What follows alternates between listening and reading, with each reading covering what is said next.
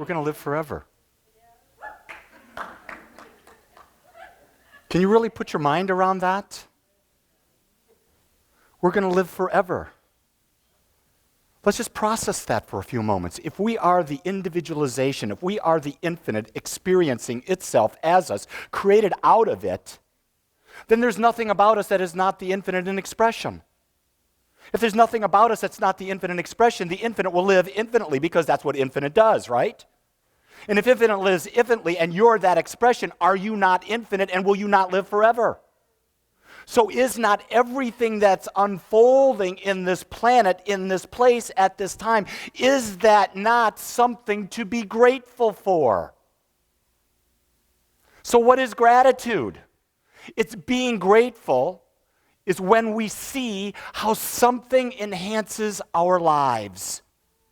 So many times we've been brought up with this idea that being grateful is when there's a joyful experience, and so let's give thanks. So ask the question, is it when we're in joy that we give gratitude? Or do we give gratitude and then we're in joy? Ooh, that's a good question, isn't it? So what's the impulse? What is the cause in this? Is it the event that's the cause of your gratefulness or your joy? Or is it your joy that causes the experience of the event? You see, remember, it's not the event. It's never the event that you're grateful for. It's the experience you have as a result of the event. And the experience that you have as a result of the event is what you determine it to be. How many people remember that movie, Pay It Forward? It goes back a long time. And when you saw it, you saw this little boy who was paying it forward, who was doing all these things. And he would have an impact on someone else's life, and they would have an impact on someone else's life, and they would have an impact. And all of this happened. And at the end, this little boy was murdered. And you felt this, oh my God, you felt this feeling of just such pain go through your entire body. And then you saw all the good that came out of that. And you said, oh, you have to be grateful for what happened to that little boy. And you say, how can you be grateful that that little boy was murdered? Well, you see, as God, there's no murder. Can you understand that the infinite doesn't know death? The only thing that knows death is the human mind, which thinks it's limited. And so when you approach anything from the aspect of the limited ego mind, there's always a sense of lack. So if we're looking to have this abundant creative life, it's about us embracing the truth of who we are and not the littleness of who we are. So I wanted to give another example about that. So picture this. Picture a mother raising a daughter, a beautiful daughter. And picture that they're in a relationship and by God, a divorce happens, right? So there's a divorce there. Now the daughter's there and the daughter doesn't like the divorce. So she takes the wild side, okay? And she gets into drugs and she gets hooked on something, I don't know, cocaine, crystal meth, one of those drugs that's very addictive. And while she's on that at a very young age, in a teenage age, what does she do? She has a baby. Doesn't take precautions, has this little child. Next thing you know, she abandons the child, leaves it with the grandmother, and goes off to another part of the country and ends up going in jail. Is there anything good about that? If you're right in the situation, you're going to say there's nothing good about it. But what about if we looked at it from a different perspective? That the daughter, in order to have the clarity, had to have that type of in-depth contrast in her life, that she left all that she knew to go over here, to be in a place of solitude, to find herself, and in that place was finding herself. Now that child who was left with its grandmother now knows a love that's even deeper because the grandmother has embraced this child beyond anything, because the mother could not have embraced the child because the mother didn't love herself enough to give love to the child, so now the child is being raised in a loving environment. Now you're saying there's no father. Well, what about the uncle that's coming over every day, every week, being with that child? So the father's presence is being replaced by something else. You see, the key thing to understanding life is there's never a void. The universe will never give you something and take something away without giving you something in return. It's just not going to look like it. So if someone dies in our lives, when my mother died, I thought there was this huge void in my life that happened as a result of her not being there. And then as I did the work and I examined it, I found all of these things that my mother and I had were now being filled by this person, by that person, by that person. There was no more void. Now, I still miss my mother, but I realize that I'm still as whole as I was then, and that what I was attracting from her in relationship, I was getting from others. Because you are a magnet, okay? Can you picture that as a magnet? And so what energy you're vibrating out there, you're attracting everything that fits your vibration. So I really want to get clear about this as we explore this gratitude thing. Think about this. Everything is energy. Science says it, religion says it, quantum physics says it. Everything is energy. And everything as energy vibrates at different frequencies, right? And the different ways it vibrates, those frequencies it vibrates, determines its form, determines its experience. And so all we are is a point in consciousness that is vibrating in a certain way, and in that point in consciousness, we attract this human body and these experiences of our lives by the vibration we put out into the universe. Now, if we put a vibration into the universe that we are separate, that we are not part of the whole, what are we going to attract? Experiences that are separate and not part of the whole. If we put out a vibration that, woe me, I'm a victim, what are we going to attract into our lives? Victim things. So I want to really get clear here. This is not saying to you, as you look at your life, that you need to beat the hell out of yourselves. For all the crap that's ever happened to you, don't go beating yourself up. Because you did it unconsciously, because you weren't aware of that power. Do you think you can blame a child when something bad happens to it? No, the child can't be blamed, but the child yet hasn't got its consciousness to a point where it is vibrating on its choice to attract its own experience. That happens as a child gets experience. You see, that's the growth process that happens within us. When we're born, we're helpless. We are dependent. And as we grow and we have all this contrast, and what the parents do, they create a safe environment for that child to have all this contrast, to make all these mistakes, to get all the causes and effects. And as they get all these causes and effects, the child gets clearer and clearer and clearer and clearer on what it desires to bring forth into its experience. And in that way, they now are self-creators. And everything that child has had to be had for them to have that experience. So everything that's happened in your life, no matter what it was, had to be there for you to be the dynamic person that you are today, for you to have the new desires that you have today. And if you think you're there now and you're never going to get any more of the crap, guess again. Because it's not crap. That's what I want to say. Bad is not bad. Bad is just effect. And the effect gives you contrast. And in the contrast, you make a new choice. You see, you can have, this is a fascinating thing, is a year ago you can read a book, or you can have an experience, and you come away with it and you will have this opinion. A year later, you may be in the same experience with the same people or same book, and you're having a completely different experience. Why is that? You're no longer the vibration that was last year. You're now the new vibration. And in new vibration, you're going to attract a different experience out of the same situation, the same people, and all that. So the key is always changing the vibration. But you see, in order to do that, we've got to free ourselves of all the stuff that we view that separates us. And that's why we have this practice that we call gratitude. You see, I'm really clear that in most of the spiritual world, this is my perception, my filters coming in, we talk theory. Okay? All we do is we talk theory. We want to bash it around. We want to come to an understanding. We want to do that. Okay? Nothing changes. Nothing changes. And so we're going to go back to a very premise result. Our mind creates. Our mind creates our vibration. That vibration determines what we experience. All got that? Pretty simple. So what's in the mind? All the thoughts that we've ever had. Where do most of those thoughts come from? They're habits we've built over time.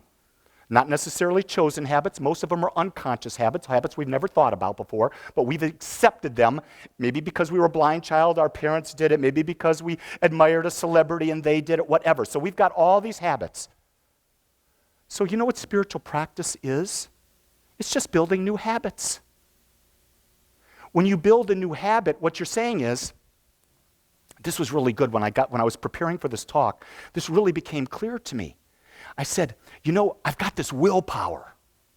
And this willpower causes me to meditate every day. And this willpower causes me to pray, to do my malabis, to do my affirmations, to do my gratitude, to be a complaint-free person. No, I can't have willpower all the time. But what I can have is I can have willpower to build a habit. Do you see? If you have the willpower, if you say this habit's going to serve me, I'm going to use my power through my will to focus on this habit, and I'm going to take one thing only, and I'm going to say, I'm going to take my mala beads and I'm going to do affirmations. I'm going to do 3 affirmations a day, 108 times each, and right now that's all I'm going to do. And I'm going to do that for, we think 21 days is the time it takes to build a habit. That's a misnomer. That's a human lie. That's one of those things that people never question. Have anyone here ever heard 21 days before to build a habit? Everybody's hand goes up. Have you ever tried it to know it's true? What science has proven is on average it takes 66 days to build a habit. Now some things that are simple, it takes less than. Some things it takes more than. Some parts of the body shift all the cells in parts of your body are replaced every couple weeks. Parts of the body, it takes a whole year for the cells to be replaced. You see how it's the same thing with building a habit. So when you build a habit, what do? When you plant a new habit, a consciously chosen habit into your life, it's going to replace the habit over here. So now what's happening? You no longer have to think about, let's take the one affirmation. I am a genius, and I consciously direct my thoughts, words, and actions. That was one that I had on my affirmation card. I am a genius, and I consciously direct my thought, words, and actions. I've been doing that for 3 months, every day, 108 times, along with others. So what's going on in my subconscious mind every day? More and more, it automatically is going to the point when someone comes and presents me with a crisis, I go, I'm a genius. And I consciously direct my thoughts. So when something happens, I'm not going to go from a victim consciousness. I'm going to go from the consciousness that I'm a genius, and I direct my thoughts, words, and actions every moment of every day. You see, I'm creating a habit that serves my highest ideal, which is what? Personal transformation. You see, the key thing is when we're doing our spiritual practice, we got to know what it is we want. And when we know what we want, then we direct everything toward it. And you can't do everything at once. And this is where people in New Thought or in any type of spirituality fall. They think they've got to align their chakras. They've got to suck in the Kundalini energy from the Kundalini rising. And then we've got to be meditating to the sound of Om. And then we've got to be going over here, and we've got to hear the crystal bowls. And we've got to do all this stuff. All that stuff just makes you feel good for a moment. Think about that. Most of the ritual that we are a part of in anything makes us feel good for this much of our lives. But if we're building a habit that is unconditional and it's there and so it becomes a natural part of us, that stays with us all of our lives. So what I've really come to understand is it's not about learning anything, it's about building new habits. So when people say, what do you do at Agape? We're about personal transformation, and all we do is build new habits that allow us to create our lives in a more perfect way. So why do we want to go into gratitude? Think about it. If you're not grateful for something in your life, and that vibration stays in your life, if it could be an ex, it could be something your parents did to you 1,052 years ago. Because think about it, it was a long time ago that your parents ever did anything to you. And that event that happened whatever number of years ago no longer exists unless you're dragging it forward. You're dragging it forward because you've got a habit of thought that says, I got to take that event to today, and damn that woman, I'm not going to let her get away with it. She may be dead. I'm still going to drag that moment into this moment, and I'm going to curse her every day because, damn it, she ain't going to get my good part. And what are we hurting? Ourselves. We're limiting ourselves. If we could say, at that moment, that person was doing the best they could. It may not be the best, but in that moment, it was the best they possibly could do. And say, so wait a second, now, if that's the case, what good came from that? By that experience with my mother, I now had a different vision of how to be a parent. I had a different vision of how to be in the world because I didn't want to give anyone that same experience. Whoa. Now you give thanks for that experience. And you can take this to any experience in life and find a way to be grateful for it, because there's always going to be what? There's always going to be a counter experience. If there's a low, there's a high. There's got to be. The universe is always in balance. But the key thing is we're not taught that. We're taught to think in separation. And in separation, we got division, right? So if we keep in unforgiveness, we attract that which we're unforgiving of, and we have the experience over and over and over and over again. And that is particularly true at this time of year when we call what we call the holiday season. There are a lot of people in the holiday season that go into this funk because of memories of the past that they're dragging forward. Instead of saying, hey, this is a new holiday season. I'm going to create a whole new experience, and I'm going to think about it differently. And that's the power we have. So by letting go of that and forgiving, by finding the balance, we no longer bring that forward. The other thing is that if you are unforgiving, you're in a state of judgment. Make sense? If you're not forgiving, you're judging something as being good or bad. And if you're unforgiving, are you in unconditional love? No, so you're not loving. You can't possibly be in a state of love at that point if you are unforgiving. You could be in an emotional state, an infatuation state, but that's all you can be is an infatuation. That's not love. Love is the accepting of someone as they are and seeing their perfection right where they are. No changes involved. No changes involved. So by forgiving, we're able to experience love. What else? If we're there, what is the one thing that we want more than anything in the world? To feel connected. It is the one reason you're here. Why would you come to a spiritual center? Why wouldn't you just go to Tony Robbins? Why wouldn't you just go to the mall? Because there's something in you that says, I want to feel something so deep, so connected. I know in my very being, there's something calling me forth that I want to connect to. I want to tap in. Think about it. Wouldn't you want to tap into infinite energy? Wouldn't that be the coolest experience? And everyone here has had it for brief moments. But you can't have that oneness feeling, because oneness is what? It's being in the allness of God. And in the allness of God, it does not separate out anything. So we're going to attack a very basic belief that there's a friggin' devil. Oops, I said that. It's on tape. That's okay. There's no friggin' devil. That's a man-made thing to buy us into this idea that we're not responsible for our lives, that we are victims. There is no place called hell. How can hell exist when everything is God? That means hell is God, and the devil is God. Well, to have that means God would self-destruct. And God can't self-destruct because it's the infinite. It's balanced. It's always there. So when we can put aside those beliefs of hell and we can put aside this idea of the devil, who's judging you? You. You're the only person that can make yourself feel bad. And the only reason you would make yourself feel bad is because you haven't forgiven yourself. And why haven't you forgiven yourself? Because you haven't accepted yourself. Because if you've accepted yourself, you're in a complete state of self-love. You see, that's what self-love is. It's the acceptance as is and seeing the perfection of each person as they are unfolding on their own unique and perfect path. So what is forgiveness? Seeing how something enhances our lives.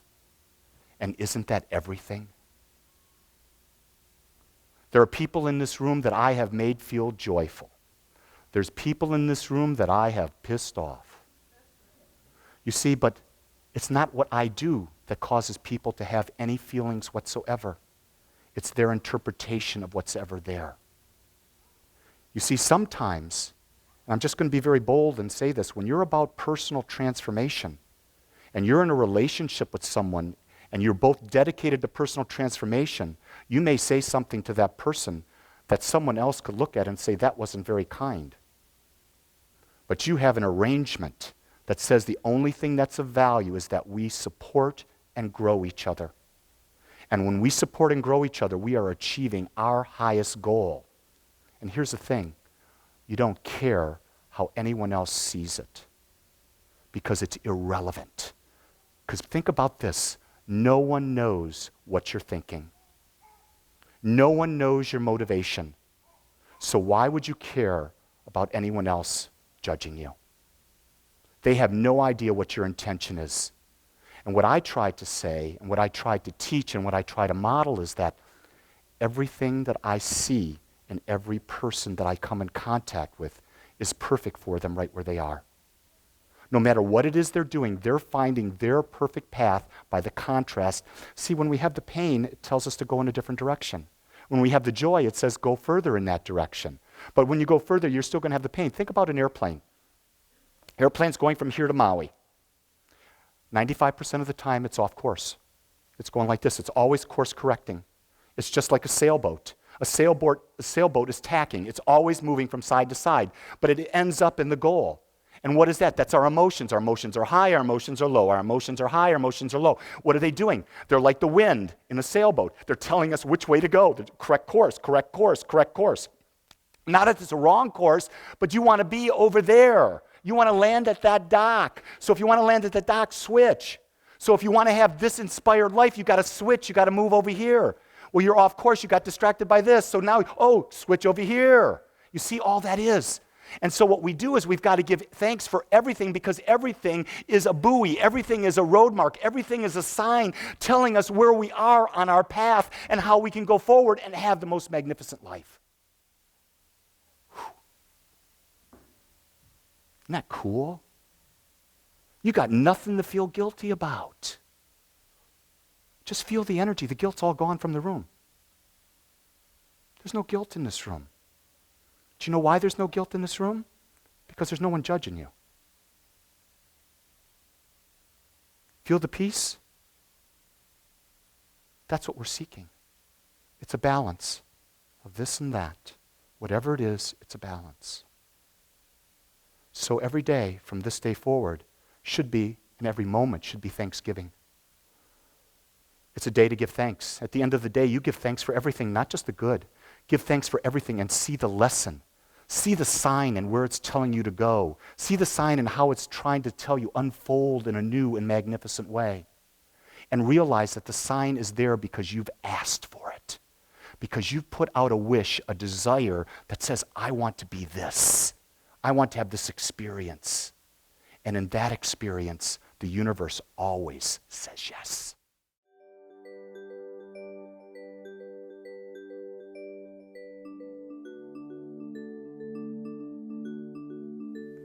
I want to thank you for joining us today. I am so grateful that you took your time to watch or listen to this message. If you found this message beneficial, I would ask you to go to our website.